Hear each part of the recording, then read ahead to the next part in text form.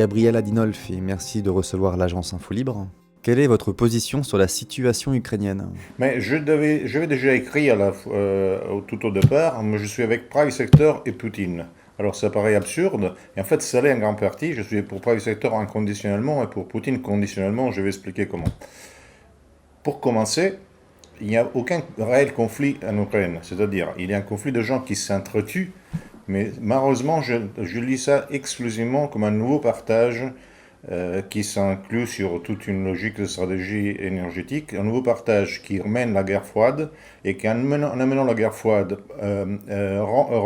restitue une influence néfaste en Europe à l'Angleterre, aux dépenses de l'Allemagne, et nous met dans une question de choc apparent comme ajustement pendant la guerre froide, ce qui est très négatif pour l'Europe et après moi aussi pour la Russie. De toute façon, la Russie, actuellement, pour moi, joue ce jeu-là. C'est donc ce que vous appelez le nouveau Yalta? Tout à fait. Alors, je vais encadrer la chose sur deux plans. Un plan historique, disons historique récent, hein, je ne commence pas par la guerre de Carthage, et très récent, et et un autre sur le scénario actuel. Il faut dire que j'étais un des premiers, je pense, en Europe à soutenir Poutine.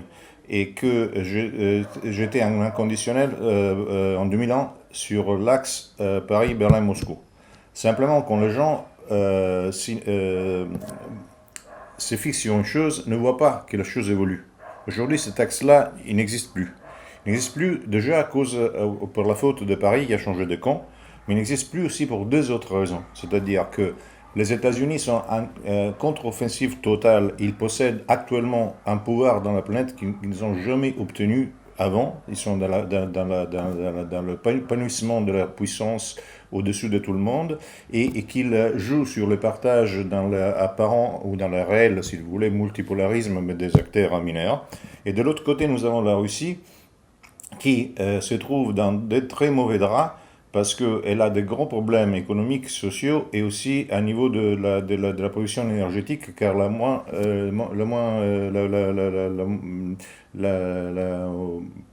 plus économique pratiquement ne marche plus. Donc nous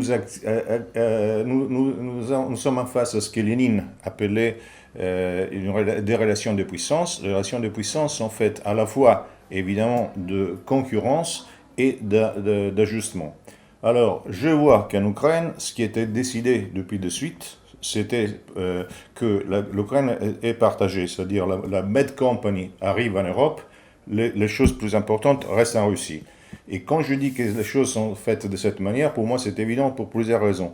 Si Poutine n'avait pas voulu ceci, d'abord il n'aurait pas fait tomber le gouvernement, premier élément. Deuxième élément, le gouvernement actuel est la continuation du précédent. Exactement, ils sont les mêmes gens, ils ont changé de ministère. Et troisièmement, comme il a pris la Crimée, il aurait tout pris, ou bien il n'aurait rien pris, plutôt que commencer à jouer un pas avant, un pas derrière, un pas avant, un pas derrière. Toute cette histoire a servi simplement à permettre à l'Angleterre, qui est la principale alliée des États-Unis et la principale ennemie de l'Europe, de reprendre l'importance dans l'Est européenne où l'Allemagne jouait et joue toujours l'apaisement et la logique quand même structurelle pro-russe et pratiquement tout ça est joué contre nous en tant qu'Européens. Et je vois là-dedans, je ne dirais pas une complicité du Kremlin, mais un accommodement du Kremlin qui prend le moins pire des choses qui sont passées. De toute façon, l'axe Paris-Berlin-Moscou n'existe plus, surtout à cause de Paris, mais aussi à cause de New York, qui est beaucoup plus fort qu'il y a de 13 ans, et d'après moi, en grande partie à cause de Moscou. Ça, c'est la question, disons, historique. En fait, si on voit ce qui se passe en Ukraine, les décans de gens fanatiques, si l'on veut, fanatique, c'est pas un mauvais mot, pour moi, parfois, c'est même un bon mot, s'entretuent dans une logique de stratégie de l'attention habituelle, dans une stratégie de guerre civile habituelle. Pour moi, on est revenu à Yalta à niveau régional. Et ça, c'est prouvé, je pense, aussi d'autres choses. Par exemple, les relations dans les voisins, dans le Proche-Orient, où il ne faut pas oublier que des troupes de l'OTAN sont aviotransportées par les avions russes. Ce qui me paraît bizarre s'il y avait vraiment cette logique de choc. S'agit-il d'un signe supplémentaire de la mort politique de l'Union européenne que vous pronostiquiez dans une précédente interview? Sur l'Union européenne, il faut très souvent, presque toujours, le regard est donné d'un côté supporter. Donc on est inconditionnellement supporter pour quelqu'un d'autre. Nous sommes là, donc nous n'aimons pas les Américains, moi évidemment je ne les aime pas du tout, nous n'aimons pas l'Union européenne, etc. Mais le problème c'est qu'il n'y a rien dans la planète, je pense, qui puisse être aimé, sauf peut-être aujourd'hui l'Hongrie, le Japon et peut-être l'Islande. Tout le reste, il faut quand même le voir d'une façon très critique. Alors l'Union européenne, qu'est-ce que c'est? L'Union européenne, c'est quelque chose qui est à la fois ni d'un côté ni de l'autre du fleuve. C'est comme on passe dans un fleuve que sur un cheval, c'est le moment où c'est plus faible. Donc l'Union européenne, c'est un endroit où il y a énormément de chocs internes, qui n'est pas du tout ce qu'on dit. C'est-à-dire, c'est seulement un parti il est lié à l'impérialisme américain. D'une autre partie, c'est autre chose, parce qu'il y a aussi partiellement une hypothèse d'émancipation. Donc nous avons à l'intérieur de l'Union européenne des points de force qui sont un choc entre eux, en particulier l'Angleterre et l'Allemagne. La logique de l'Allemagne, même d'un point de vue de la politique étrangère, est une logique qui nous permettrait non seulement l'entente avec la Russie, qui pour moi est fondamentale, mais surtout l'émancipation par rapport aux États-Unis, parce qu'en fait la politique étrangère, au moins la doctrine étrangère, et aussi certaines choses de l'Allemagne, bizarrement qu'on puisse le voir, est beaucoup moins pro-américain, par exemple, que la politique de Téhéran. Donc parce qu'il faut voir les choses comme elles sont appliquées, pas comme elles sont hurlées aux foules. Et donc, aujourd'hui, je crois que ce qui est perdant, c'est l'Europe en soi, pas l'Union européenne, parce que quelqu'un peut jouir de ceci parce qu'il dit c'est pas mon Europe. C'est pas mon Europe, c'est pas mon Italie, c'est pas ma France, mais le problème c'est que l'Europe, c'est nous. C'est-à-dire, comme la France, c'est vous, comme l'Italie, c'est nous. Alors, il faut la faire autrement. Il ne faut pas la faire détruire, il ne faut pas la laisser dans les mains de l'ennemi historique, donc de l'Angleterre, qui est celle qui gagne sur tout le niveau aujourd'hui, en grande partie à cause de la crise ukrainienne. Vous affirmez que la ligne politique de la Russie n'est plus la même depuis 2013. Quels sont, selon vous, les éléments qui l'ont fait changer? Alors, déjà en novembre 2013, il y a eu, je crois que c'est le 13 novembre, il y a eu un accord entre Moscou et Tel Aviv dans lequel la Russie s'est engagée à ne plus soutenir les propositions palestiniennes dans l'OTAN. Par la suite, Moscou, et c'est officiel, et par la presse russe officielle et par la presse israélienne officielle, c'est sorti moins, mais c'est sorti quand même dans la presse européenne, a signé un accord particulier avec Israël, avec une alliance très stricte sur l'engagement mutuel, sur la bataille contre l'antisémitisme et contre la résurgence du fascisme, à cause duquel Poutine a fait appliquer une loi Guesso plutôt large en Russie. Et à cause de ceci, par exemple, il y a eu la présence du bataillon israélien Alia sur le front ukrainien du côté russe. Et par exemple, nous avons eu la nouvelle l'autre jour qu'Israël a arrêté de vendre les armes à l'armée ukrainienne.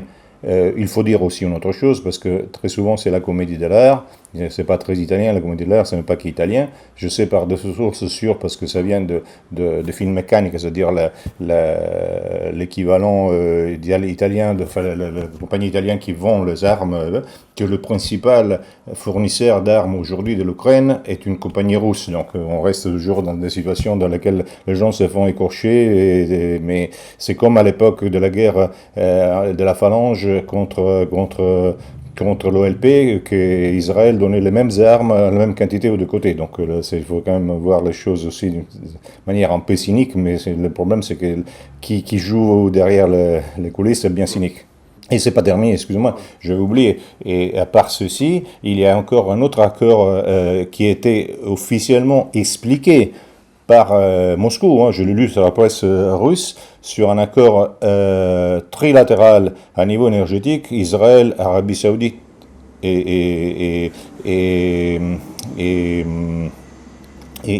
Russie, qui joue surtout sur le gaz chypriote.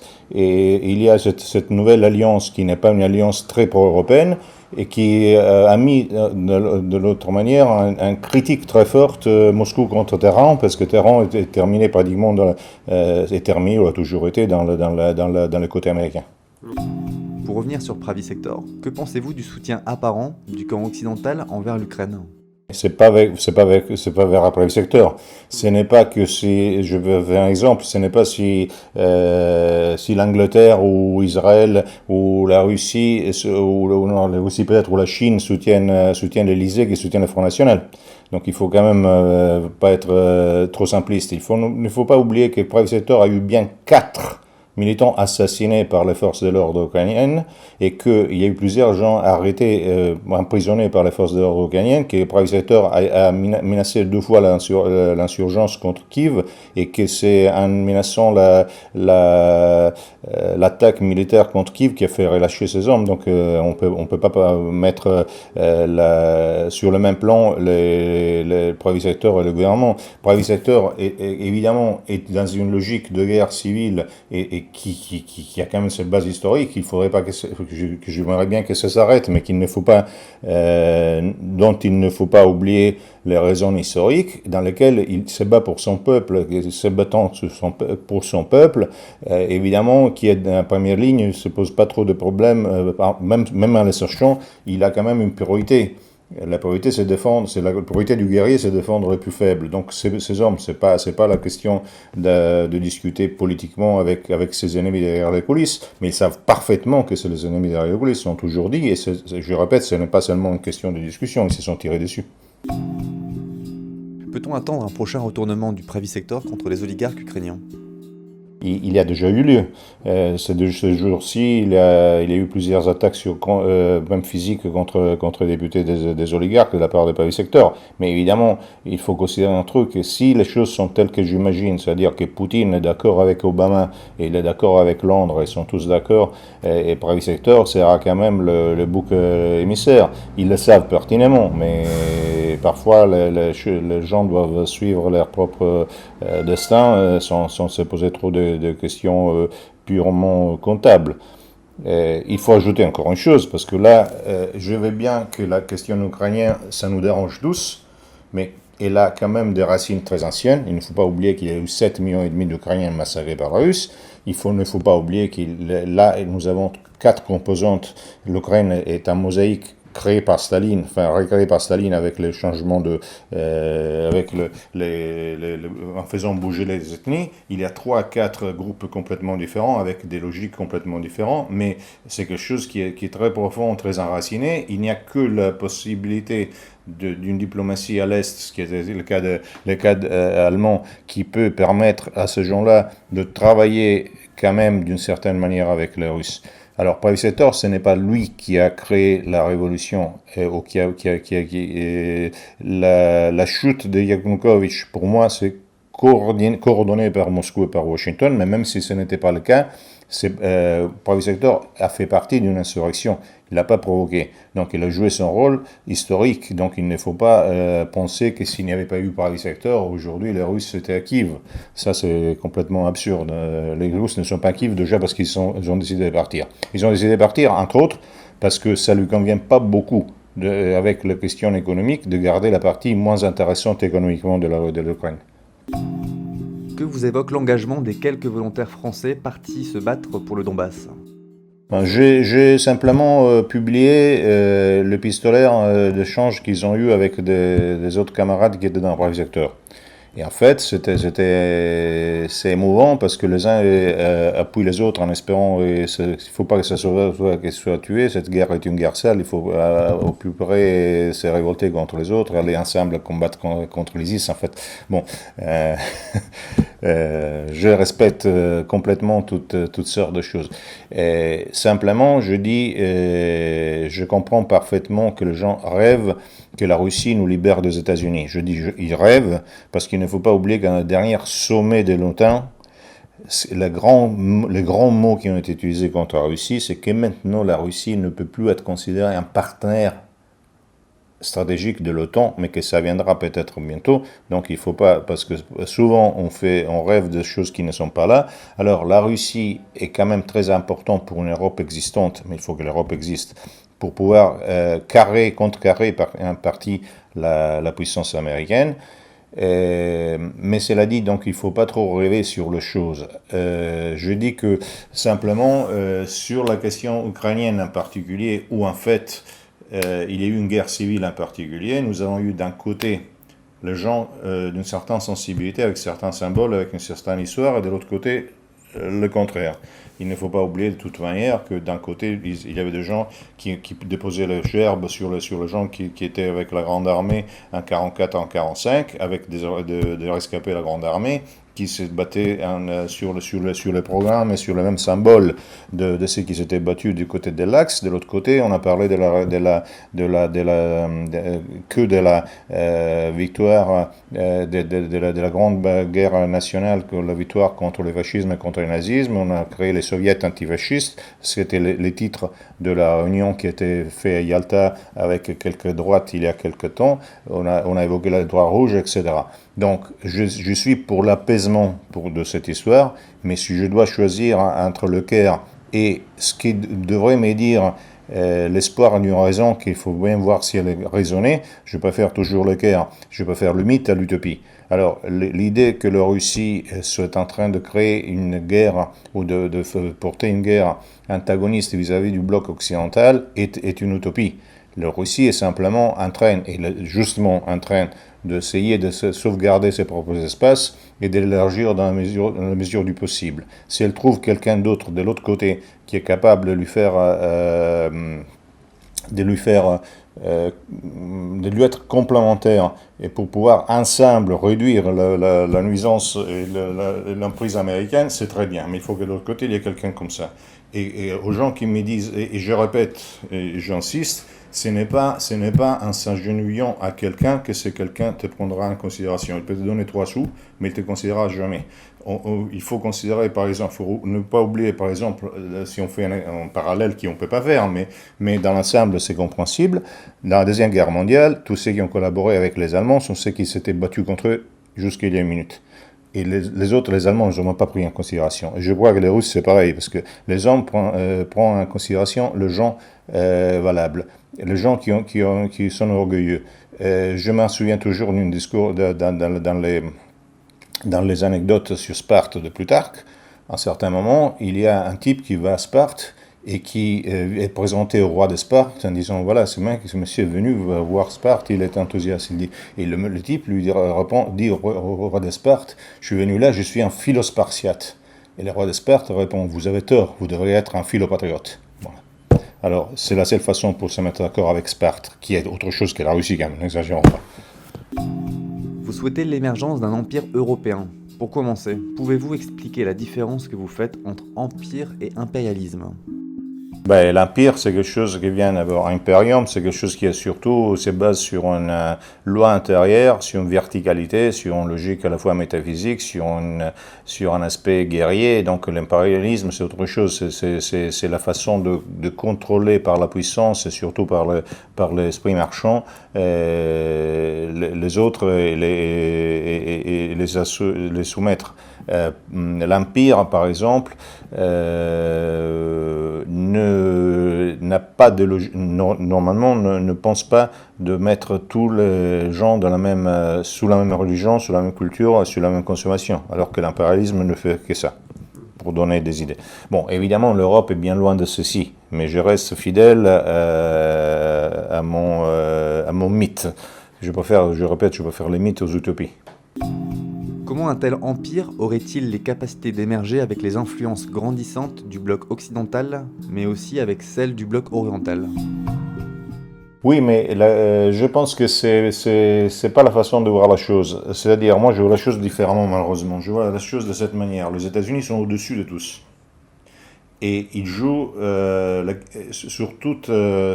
jouent partout. Regardez avec ISIS, ils les payent, et puis les attaquent, et puis ils les repayent, et puis les attaquent. Quiconque gagne pour les Américains, ça ne change rien. Parce que les Américains, je vois qu'il y a beaucoup de monde qui voit les États-Unis en perte de vitesse ou en crise, je ne vois pas où. Alors, non seulement ils sont les propriétaires pratiquement de la grande partie, de la partie écrasante du pouvoir satellitaire, ce qui est fondamental, parce que n'oubliez pas que la France a perdu la plupart de relations diplomatiques et économiques avec les pays africains dans les années 90 à cause des données que les Américains avaient avec les satellites et qui pouvaient les battre concurrentiellement à la dernière minute. Donc ils ont déjà ça. Sans compter l'importance militaire qu'on a avec les satellites. Ils ont la principale frappe atomique mondiale. Ils ont la grande armée, l'armée la plus forte du monde. Ils ont évidemment le pouvoir par le dollar. Ils ont acquis, non seulement comme ils avaient décidé de faire, contrairement à ce qu'ils ont raconté dans les journaux, mais ce qu'ils avaient décidé de faire dans les rapports Cheney. Ils ont occupé toutes les sources énergétiques existantes, mais ils ont fait monter les prix de façon de rendre, comme ils avaient dit, comme ils avaient prévu, de façon de rendre économique et rentable la recherche alternative. Aujourd'hui, ils sont en train de devenir la principale fournisseur de shale gas dans la planète.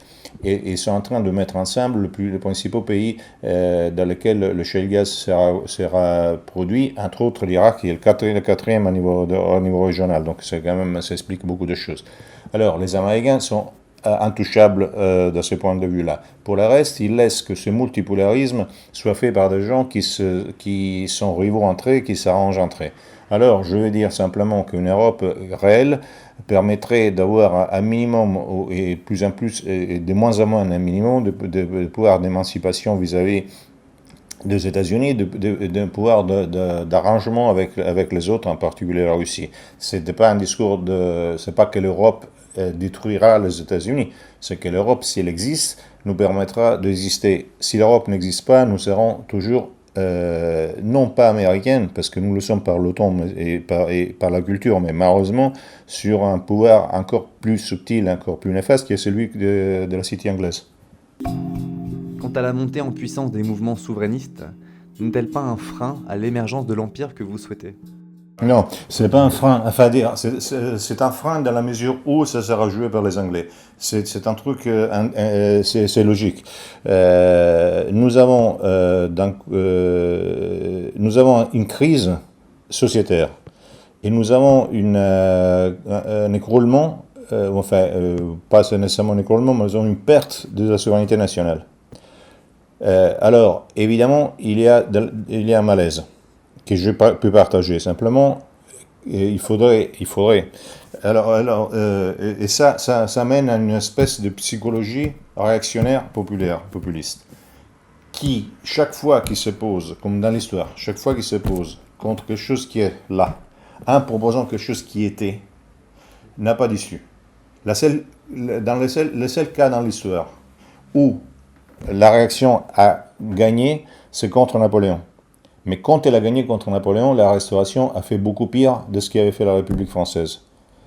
Pour ce qui concerne l'internationalisation, pour ce qui concerne le capitalisme, pour ce qui concerne la bourgeoisie.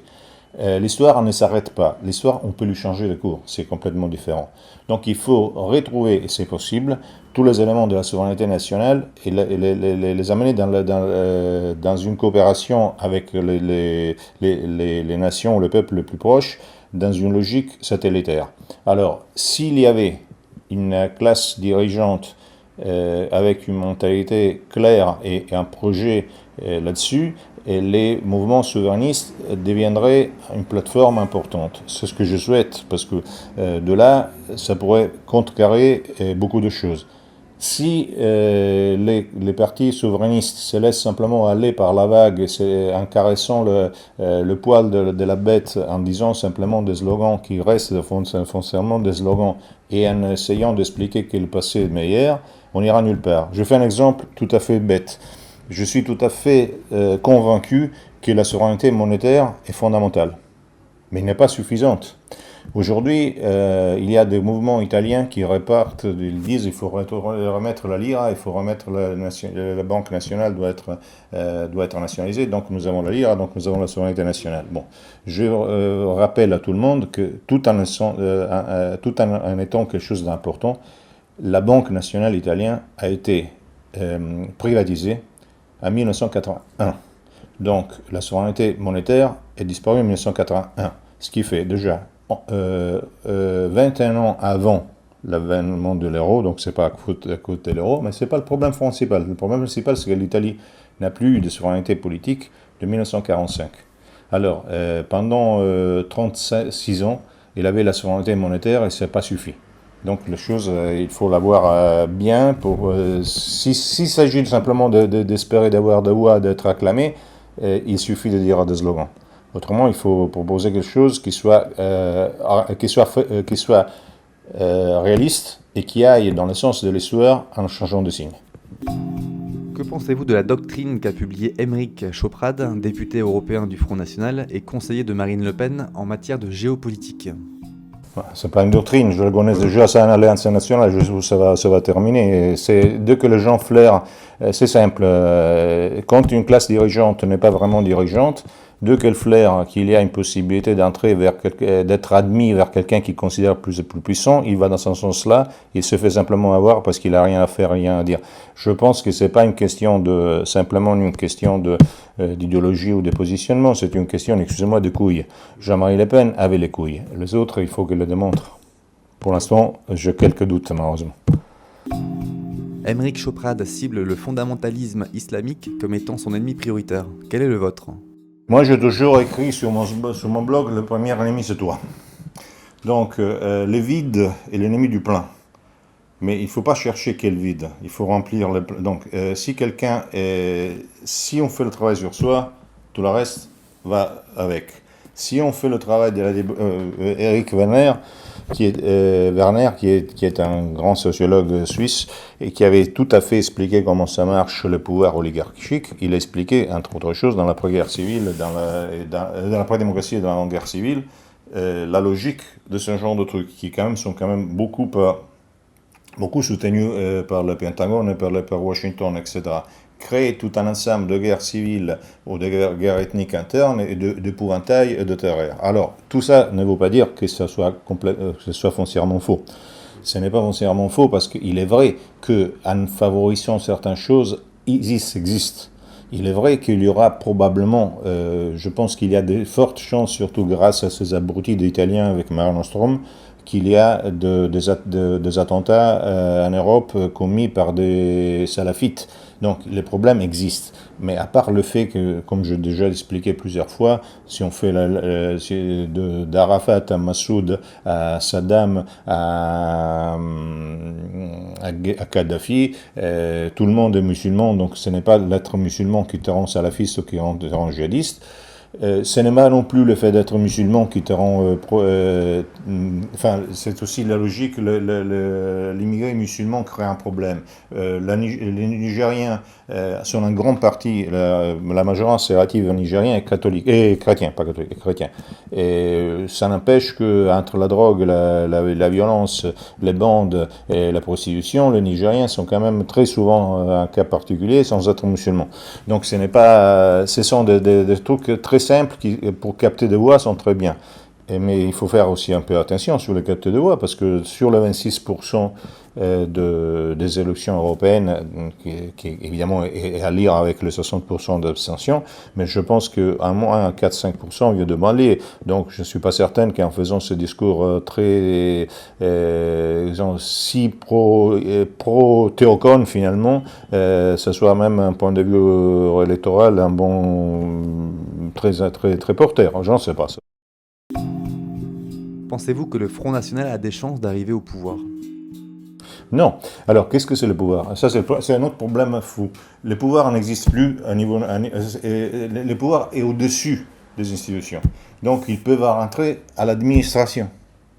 Mais si on arrive à une administration, d'abord, il faut avoir affaire avec une administration. Je veux dire, Hitler n'a pas pu changer l'administration qu'il y avait avant. Hitler, je crois qu'il avait quand même un certain pouvoir. Donc, imaginons que ça peut arriver en France ou ailleurs. Déjà, on doit faire avec l'administration précédente.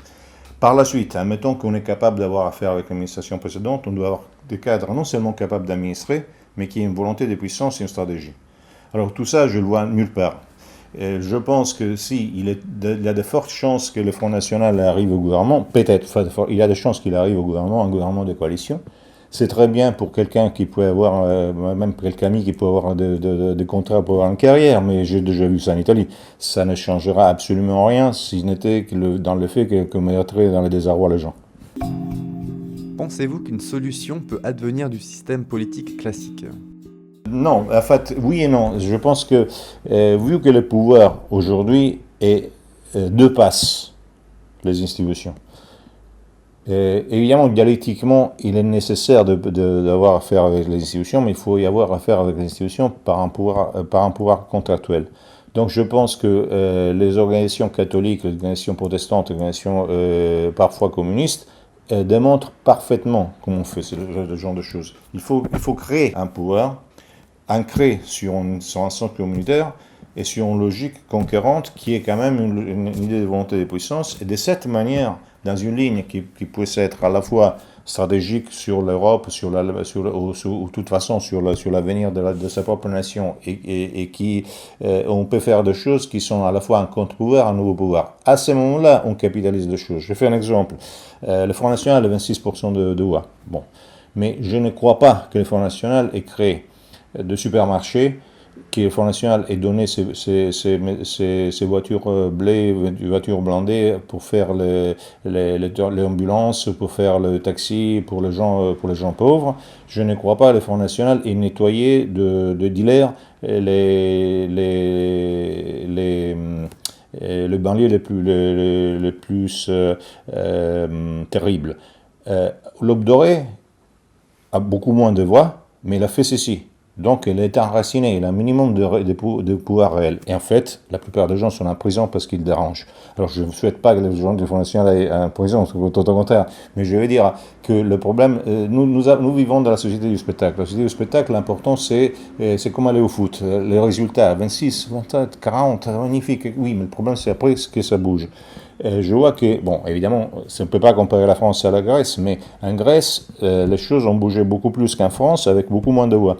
Alors, le problème, c'est si on n'a pas un enracinement et une logique de pouvoir, des pouvoirs alternatifs avec lesquels on peut dialoguer, vers une dialectique avec les pouvoirs. Le reste, enfin, c'est sympathique, mais on peut simplement s'amuser. Je vois bien que les gens s'amusent, sont contents de voir, par exemple, que la gueule des ennemis de toujours avec les résultats. Bon, ça, je peux comprendre. J'imagine que c'est peut-être, dans certains cas, dans certaines villes, c'est peut-être mieux que l'administration soit donnée au Front National qu'à quelqu'un d'autre, parce qu'il va donner moins d'argent à des trucs qui soient plutôt nocifs. Donc, c'est pas négatif en soi. Mais je veux dire, l'idée, le mythe de la prise du pouvoir, c'est complètement irréaliste. Autre chose, je fais un exemple, quand je fais la comparaison entre l'Aube dorée et le Front National, ce n'est pas parce que je dis qu'il faudrait que le Front National devienne comme l'Aube dorée ou mettre l'Aube dorée en France. Chacun a ses spécificités, hein. Donc même chaque peuple, chaque culture. Donc je ne pense pas non plus qu'il faut avoir un modèle. Souvent tout le monde a un modèle étranger parce que ça lui plaît, c'est plus facile, c'est moins concurrentiel et c'est plus loin. Donc je ne sais pas si c'est la question. Je dis simplement que si on ne travaille pas d'abord sur soi, si l'idée n'est pas d'avoir à la fois une volonté de puissance, mais une capacité de travailler sur soi et de se considérer comme son propre pire ennemi, et de travailler pour que chaque corruption possible ne soit pas quelque chose qui peut atteindre, tu peux avoir tout le résultat que tu veux, ça tombera. Au contraire, les gens qui sont solides sont capables de gagner même avec des scores beaucoup plus faibles. Ça, la question. Je pense que c'est toujours une question d'homme, de conviction et de force intérieure. Autre chose, le fait aujourd'hui, je répète, je suis dans l'ensemble, je dis ce que je pense de la Russie, je suis dans l'ensemble toujours partisan du fait qu'il faudra s'arranger bien avec la Russie, je ne suis pas contre Poutine du tout, mais un autre élément qui est épouvantable dans toute cette histoire, c'est l'adoration qui est tenue par la droite nationale de Poutine. C'est pas parce que Poutine le mérite ou le mérite pas, c'est parce qu'on acclame un sauveur étranger. Et ça veut dire beaucoup de choses, parce que quand on acclame un sauveur étranger, c'est qu'on sait très bien qu'on n'est pas capable de se sauver tout seul. Et quand on n'est pas capable de se sauver tout seul, on terminera de toute façon esclave. Hein. Simplement, ça changera la couleur des menottes. Le principal ennemi du camp national français serait donc la conception qu'il se fait de la politique. Mais pas que le français, hein. Je dirais que c'est général, je dirais que c'est presque universel. Je ne suis pas en train d'enfoncer sur les Français, je ne crois pas qu'ailleurs ça soit complètement différent. Hein.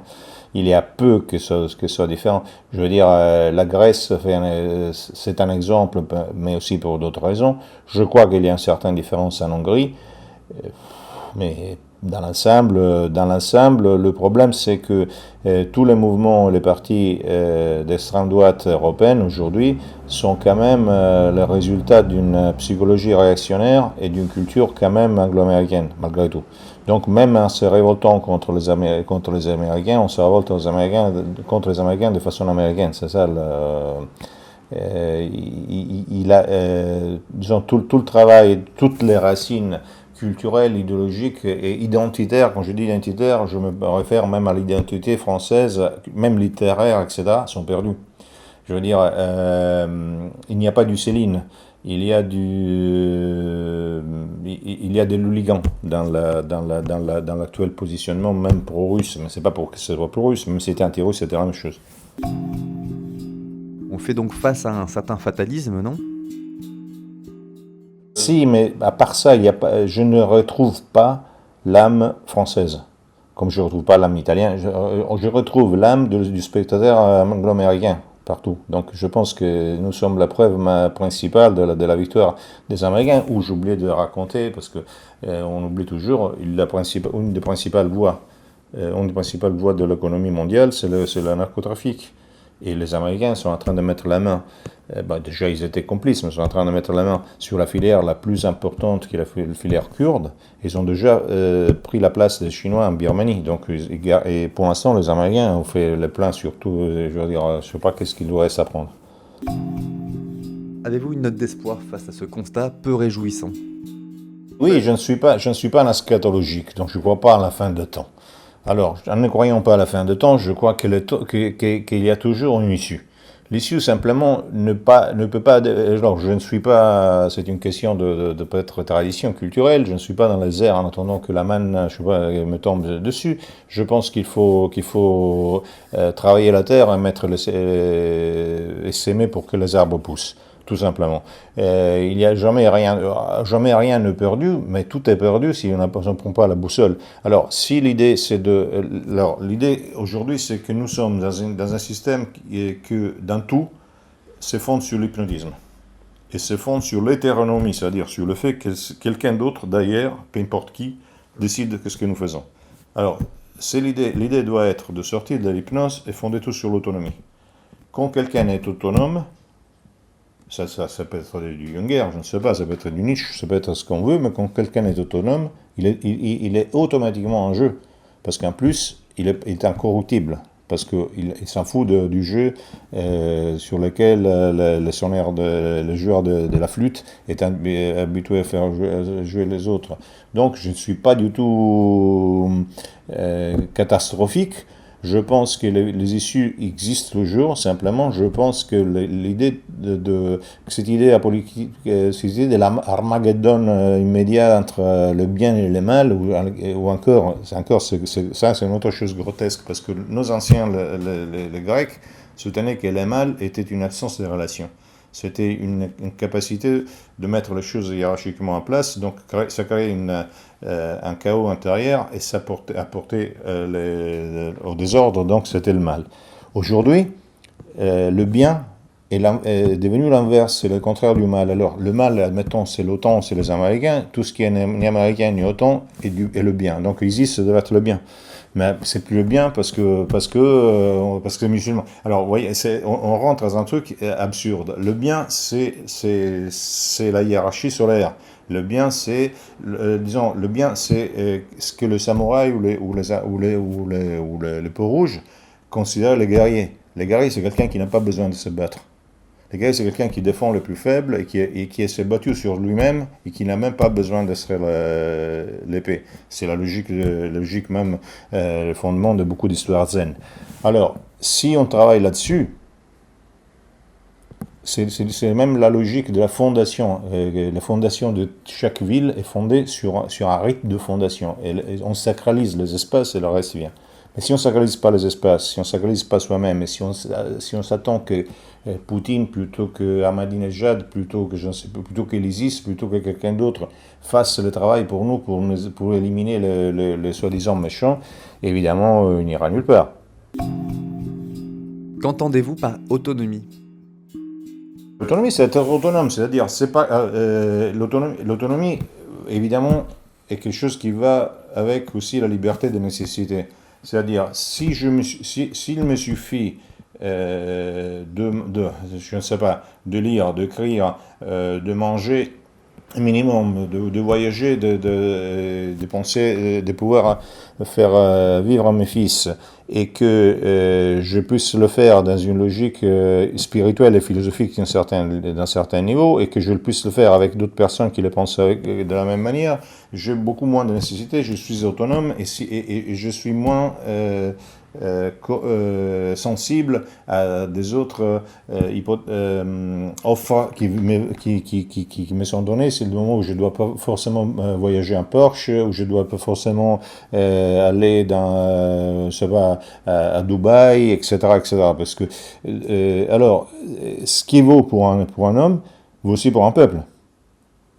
Je veux dire, un peuple je veux dire, les Japonais sont très riches, mais sont spartiates, foncièrement. Et les Japonais sont beaucoup plus autonomes que nous. Ça, c'est clair, c'est évident.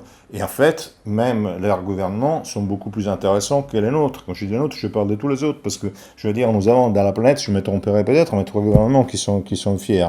Les Hongrois, les Japonais et l'Islandais, admettons que l'Islande puisse être pris en considération, parce que quand même une petite île oubliée par tout le monde, qui est là-haut, où en plus il y a les elfes, enfin c'est autre chose. Et donc, si on est capable d'être...